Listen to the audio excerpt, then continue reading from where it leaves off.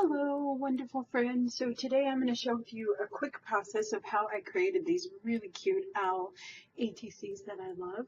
This was a really fun process. I used just a bunch of scraps that I had hanging around, and I got to use some owl stickers that I got from the dollar store. So very fun, easy process. I'll let you watch these. I sent to my patrons and they got to see this video in real time.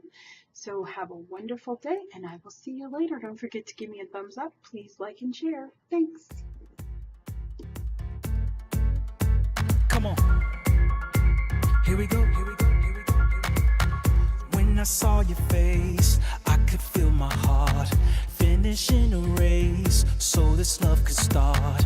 Now you're in my arms, I'm not letting you